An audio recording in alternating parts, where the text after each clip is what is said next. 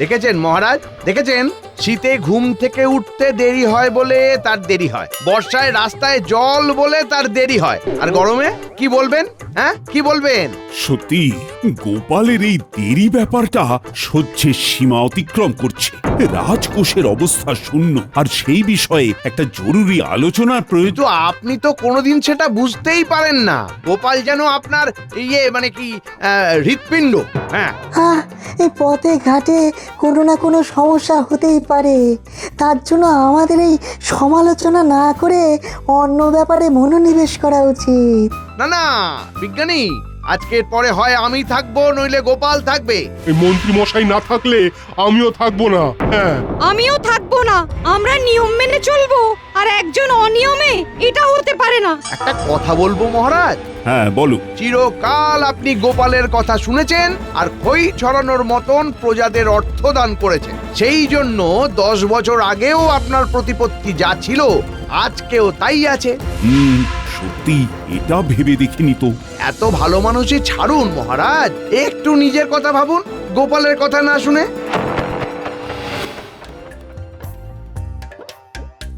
ভাগ্যিস আমি তোমার গলা চিনি। ধন্যবাদ ভোলা, ধন্যবাদ। এক্ষুনি রাজসভায় যেতে হবে। প্রণাম মহারাজ। না না না, আর প্রণাম করতে হবে না, এখান থেকে বেরিয়ে যাও। এ কি মহারাজ, একটু দেরি হয়েছে বলে আপনি এরকম করে তাড়িয়ে দিচ্ছেন? হ্যাঁ দিচ্ছি, তোমার কারণে রাজসভার সবাই চলে যাবে সেটা তো হতে পারে না। যাও যাও, অনেক নাটক দেখেছি, আর চাই না, বেরিয়ে যাও।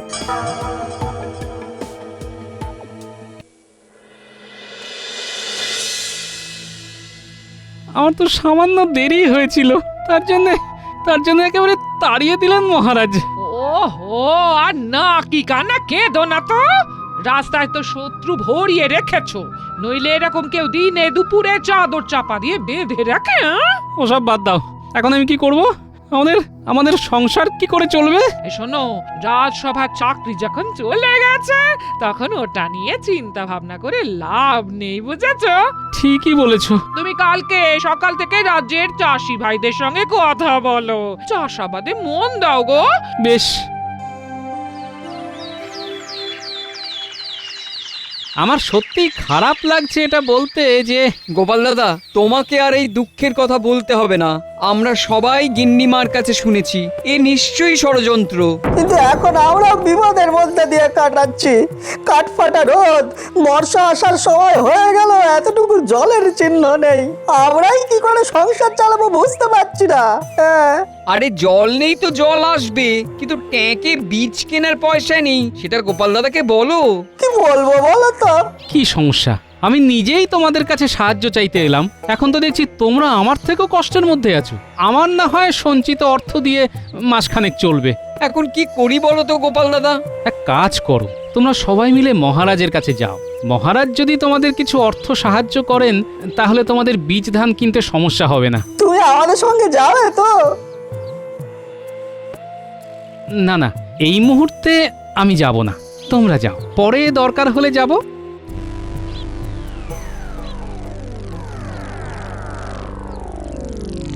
সবই তো শুনলেন মহারাজ, আপনি দয়ালু মানুষ। আপনি যদি আমাদের অন্তত বীজ ধান কেনার মতন কিছু অর্থ সাহায্য করেন। হ্যাঁ, সবই বুঝতে পারছি। আমি একটু ভেবে তোমাদের জানাচ্ছি। তোমরা কিছুক্ষণ রাজসভার বাইরে অপেক্ষা করো। আচ্ছা মহারাজ।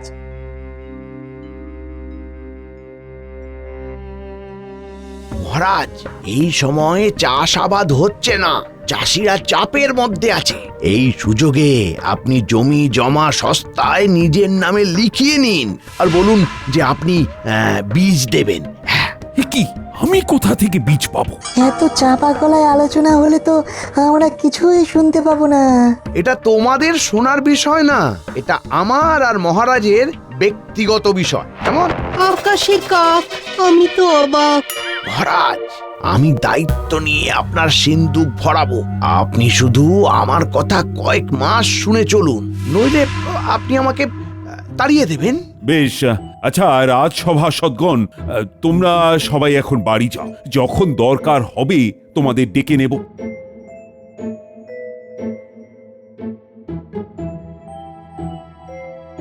মন্ত্রী সবাই এলে তুমি কথা বলো। প্রহরী, প্রহরী,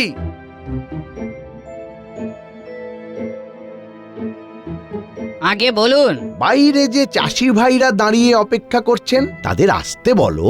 আচ্ছা। আচ্ছা শোনো শোনো, সবাই শোনো, তোমাদের তো বীজ কেনা নিয়ে সমস্যা নাকি? হ্যাঁ মন্ত্রী মশাই, বর্ষার সময় হয়ে গেল কিন্তু বৃষ্টির নামগন্ধ নেই। বৃষ্টি না হয় একদিন আসবে, কিন্তু ট্যাকের অবস্থা তো ঠনঠনে। কি করব বলুন তো? কিভাবে বীজ ধান কিনবো বলুন তো? হ্যাঁ, তোমার স্পর্ধা তো কম নয় গোপাল। তোমাকে রাজসভা থেকে বহিষ্কার করার পরেও তুমি আবার এসেছো। আমি তো সভাসদ হিসেবে আসিনি মহারাজ, আমি এসেছি একজন চাষি হিসেবে। বীজ ধান কেনার জন্য সাহায্য চাইতে এসেছি মহারাজ। ঠিক আছে ঠিক আছে, মহারাজ চাষ করার বীজ ধান কেনার জন্য পয়সাও দেবে, কিন্তু তার বদলে তোমাদের জমি মহারাজকে বন্ধক দিতে হবে। ঠিক আছে, কি আর করা যাবে, খেয়ে তো বাঁচতে পারবো। না না, আমিও সব পারবো না। তোমরাও এই ফাঁদে কেউ পা দিও না। কি বললে গোপাল? হাত বেরিয়ে যাও, বেরিয়ে যাও এক্ষুনি। শোনো শোনো, তোমাদের কাছে কোনো উপায় নেই। হয় অর্থের বিনিময়ে তোমাদের জমি মহারাজের কাছে বন্ধক রাখো, নইলে বাড়ি যাও। ঠিক আছে, এই শর্ত মেনে নিলাম। কালকে তাহলে জমি জমার কাগজপত্র নিয়ে চলে আসিস। হ্যাঁ, নিয়ে আসবো, নিয়ে আসবো। দাদু, শুনলাম তোমার রাজসভার চাকরির ছুটি হয়ে গেছে। হ্যাঁ রে ন্যাপলা, এখন তোদের রোজ গল্প বলতে পারবো। হ্যাঁ, দাদুর কাছে এখন অফুরন্ত সময়। জানো দাদু, আজকে পাঠশালা থেকে ফেরার সময় দেখলাম একজন বাঁশিওয়ালা বাঁশি বিক্রি করছে। এই বাঁশিতে জাদু আছে গো, জাদু। জাদু? হ্যাঁ দাদু, একটা বাঁশি দিয়ে কত রকম পশু পাখির আওয়াজ বের করছে। ও, এ তো আমি বাঁশি ছাড়াও অনেক পশুর ডাক ডাকতে পারি রে। তাই নাকি? তাহলে শোনাও। আম্মা, এই যে গরুর ডাক, মিয়াও। এই হলো বিড়ালের ডাক, আনুম। ওরে বাবা, এ তো বাঘের ডাক, একদম আসল বাঘের মতন। ছোটবেলায় আরো ভালো ডাক ডাকতে পারতাম রে, রোজ অভ্যেস করতাম। হ্যাঁ, তুমি এই বাঘ গরু বেড়ালের ডাক ডেকেই বাকিটা জীবন কাটিয়ে দাও। চাকরি গেছে, এদিকে বাবুর কোনো হুঁশ জ্ঞান নেই। বললাম বললাম চাষ করো, তাতে কোনো হেলদোল নেই। হ্যাঁ, ওরে পালা। তা আমি এখন কি করব? মহারাজ এখন মন্ত্রীর কথায় উঠছেন বসছেন। কিন্তু কতদিন আর পায়ের ওপর পা দিয়ে বসে থাকবে বলো তো? কিছু তো একটা কাজকর্ম করো, না হলে আমি এবার সত্যি সত্যি বাপের বাড়ি চলে যাব। এরকম এরকম অকর্মণ্য স্বামীর ঘর করতে চাই না আমি। হ্যাঁ। কি বললে তুমি? আমি অকর্মণ্য? হ্যাঁ, ঠিকই বলেছি। তোমাকে যেতে হবে না, আমি চলে যাচ্ছি। আমি হাতে কাজ নিয়ে তবেই বাড়ি ফিরব। ঠিক আছে, ঠিক আছে।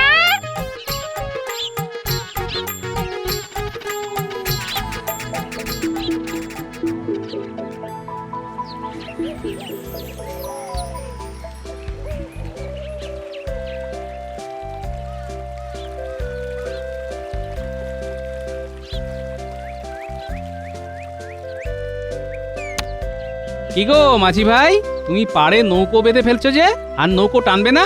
না গো, এই কদিন ধরেই শরীরটা আর ভালো নেই, তাই নৌকো টানবো না। বলছি, আমার তো রাজসভার চাকরিটা চলে গেছে, তা তুমি তোমার নৌকো রাতের বেলা আমাকে টানতে দেবে? যা রোজগার হবে তার অর্ধেক তুমি রেখো, অর্ধেক আমি। তাহলে তো ভালোই হয় গো, সারা দিন কাজ করার পর রাতে আর কাজ করতে ভালো লাগে না। বেশ, তাহলে আজকে থেকে আমি তোমার মাঝি। তবে এই কথা রাজ্যে পাঁচকান করো না, বুঝলে? এই ব্যাপারে কোনো কাকপক্ষীতেও যেন টের না পায়। আচ্ছা, কেউ জানবে না, আমার পয়সা পেলেই হলো। হুম।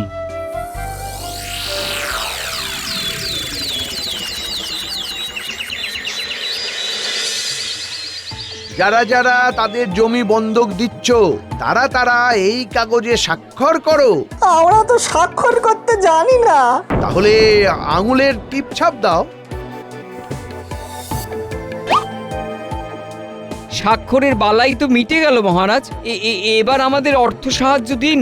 শোনো, অর্থ সাহায্য তোমাদের তো করবই, কিন্তু এখন হাতে পয়সার টান আছে। তাই এখন কোনো অর্থ পাবে না। এ কেমন কথা মহারাজ? আরে আমি কি দেব না বলেছি নাকি? 2-1 দিনের মধ্যে বৃষ্টি নামবে, তোমরা মাটি চষার কাজ শুরু করে দাও। বৃষ্টি নামার পরেই আমার কাছ থেকে অর্থ নিয়ে যেও। ধুস, কি বললে? না কিছু না কিছু না কিছু না, তাহলে বৃষ্টির পরেই আসবো। দেখুন আমাদের হাতে কিন্তু তেমন পয়সা নেই যে বীজ ধান কিনবো। আহা, আরে মহারাজকে ভরসা করো না নাকি? বৃষ্টি নামার পরে এসো আর মহারাজের কাছ থেকে অর্থ নিয়ে যেও, কেমন? বেশ।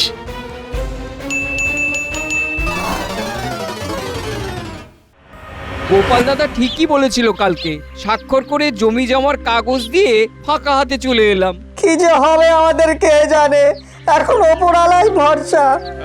চলো একবার গিয়ে বরং কথাটা গোপাল দাদাকে জানিয়ে আসি। হ্যাঁ তাই চলো তাই চলো।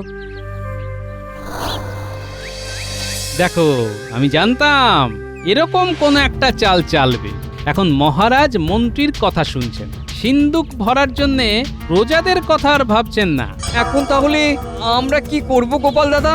আমাকে একটু সময় দাও, আমি যদি কোনোভাবে তোমাদের সাহায্য করতে পারি তো নিশ্চয়ই করব। এখন তোমরা এসো, আমি একটু বাজারে যাব, বুঝলে?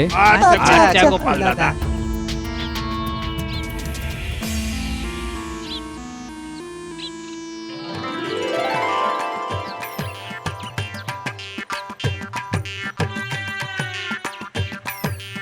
কি গিন্নি, এবার খুশি তো? আমাকে অকর্মণ্য বলছিলে।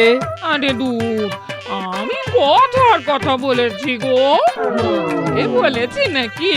ঠিক আছে, শোনো, আমি কি কাজ করি সেটা কিন্তু পাঁচকান করো না, নইলে এখানেও ওই কুটিল মন্ত্রী কিছু একটা কারসাজি করে দেবে। না না না না, কাক পক্ষীতেও জানতে পারবে না। তুমি তোমার কাজ চাদর মুড়ি দিয়ে করো। হ্যাঁ, রাতে তো ঘুমোইনি, এখন ঘুমাই, বুঝলে? রান্না হলে ডেকে দিও।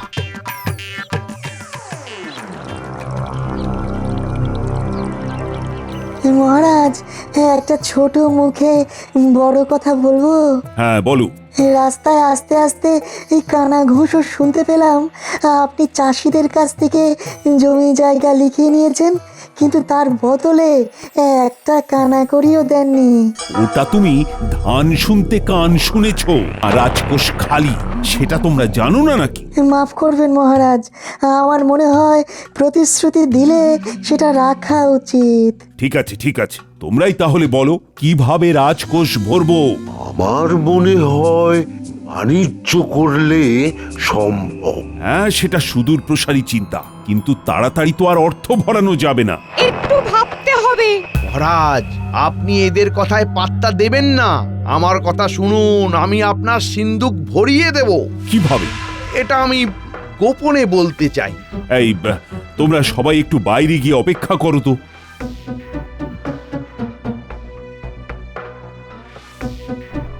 দেখুন, আপনার কাছে তো চাষিদের লিখিয়ে দেওয়া কাগজগুলো আছে।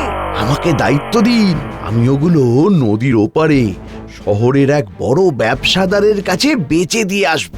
আমাকে শুধু 20 ভাগ অর্থ দেবেন, আর আপনি 80 ভাগ অর্থ দিয়ে সিন্দুক ভরাবেন।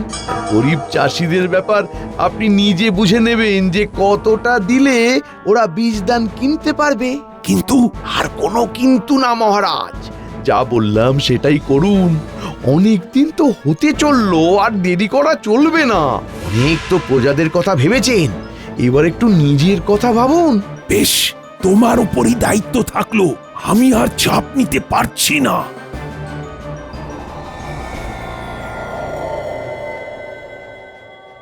শোন বটা ঘটা, মহারাজকে আমি একেবারে হাতে করে নিয়েছি। গোপালকে রাজসভা থেকে তাড়িয়ে দিয়েছি, এবার আমি কৃষ্ণনগরের হাল ধরবো। হ্যাঁ, আমরা এখন কি করব? তোরা নদীর ওপারে শহরের ব্যবসায়ী জ্যোতিকান্তর কাছে চলে যা, গিয়ে এই কাগজপত্রগুলো ওনাকে দে। তার বদলে উনি অনেক অর্থ দেবেন, প্রায় 5000 মোহর। হ্যাঁ, তোরা ওগুলো সব নিয়ে আসবি, খুব সাবধানে কিন্তু। তাহলে তো রাতেই যেতে হবে। হ্যাঁ, আজকে রাতেই চলে যা।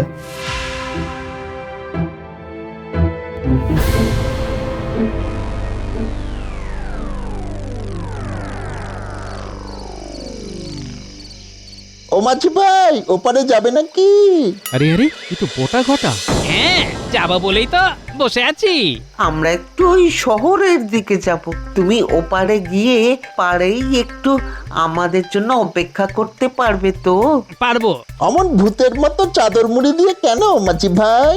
ঠান্ডা লেগেছে। ওসব বাদ দে তো বটা, একটা জিনিস বুঝতে পারছিস তো, এবার আমাদের আর কোনো চিন্তা নেই। সব জমির কাগজ শহরে বেচে আমরা বড় লোক হয়ে যাব।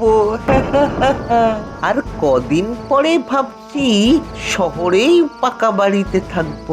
সবই আমাদের মন্ত্রী মশাইয়ের কল্যাণে। জমির কাগজ মানে? তাহলে কি চাষিরা যে জমি মহারাজের কাছে বন্ধক দিয়েছে সেই কাগজ? সর্বনাশ, আমাকে এক্ষুনি কিছু একটা করতে হবে।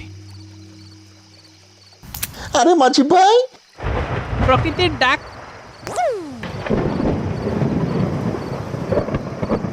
কি জ্বালা বলতো ঘটা। ঠিকই বলেছিস, ভাবলাম চট করে যাব আর চট করে ট্যাগ গরম করে আসবো। সে ঘুরে বালি হয়ে গেল। এবার বেটাদের ভয় দেখাবো, বাঘের ভয়। ওরে বটা, বটা বাঘ। ওরে ঘটা, পালা পালা পালা। বেটা, গরিব চাষিদের জমি শহরে বেচে দেবে?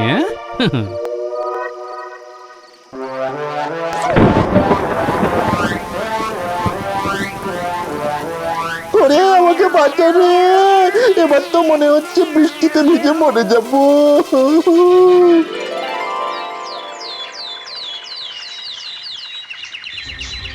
শোনো, এই হলো তোমাদের জমির কাগজ। অনেক কষ্টে কায়দা করে এগুলো পেয়েছি, বুঝলে? বলতে পারো অনেকটা ভগবানের আশীর্বাদ আর উপস্থিত বুদ্ধির জোরে। কিন্তু এখন তো এই কাগজের থেকেও আমাদের চাষ করার জন্য বীজ ধান পাওয়া বেশি জরুরি গোপাল দাদা। সেই জন্যই তো আমি তোমাদের একটা বুদ্ধি দিচ্ছি। তোমরা এক্ষুনি রাজসভায় চলে যাও আর গিয়ে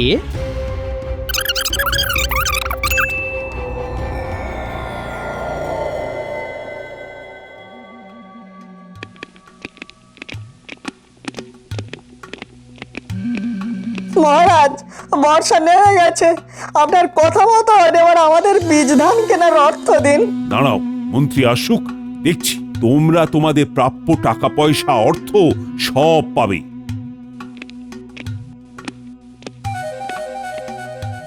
মন্ত্রী, এদের প্রাপ্য অর্থ দিয়ে দাও তো। মহারাজ, সর্বনাশ হয়ে গেছে। মানে কিভাবে? আমি বটা ঘটাকে দায়িত্ব দিয়েছিলাম যে ওই জমির কাগজ নিয়ে যেতে, তারপর ওদের প্রথমে বাঘ আক্রমণ করে আর ওরা ভয়ে পালায়। কি? ছি ছি ছি মন্ত্রী, তোমার মুখ চেয়ে আমি তোমাকে দায়িত্ব দিলাম। আমি কি করব মহারাজ? মহারাজ, আপনার কথা মতন বৃষ্টি পড়লে আপনি বলেছিলেন আমাদের বীজ ধান কেনার অর্থ দেবেন। হ্যাঁ, আমাদের হয় অর্থ দিন, নইলে আমাদের জমির কাগজ ফেরত দিন। হ্যাঁ, নইলে আমরা আন্দোলন করব। জমির কাগজ চুরি হয়ে গেছে। ছি ছি ছি মহারাজ, আপনি একজন দায়িত্ববান রাজা, আপনার হাত থেকে কি করে জমির কাগজ চুরি হয়? দায়িত্ব তো মন্ত্রীকে দিয়েছিলাম। ও বলেছিল শহরে এক বড় ব্যবসায়ীর কাছে তোমাদের জমি বেচলে অনেক অর্থ দেবে। আমি ওর কথায় না না না, আমরা কোনো কথা চাই না। আমাদের জমির কাগজ ফেরত চাই। কি জ্বালা, সবাই পালাও। আপনি কোথায় পালাচ্ছেন? আপনার কথা শুনে মহারাজ আমাকে রাজসভা থেকে তাড়িয়েছে। চাষিদের এত বড় সর্বনাশ করেছে। চাষি ভাইরা, রাজ সম্পত্তির ক্ষতি না করে তোমাদের মনের রাগ মন্ত্রীর উপর দেখাও, কিন্তু কেউ ওনাকে মারবে না। ঠিক বলেছো।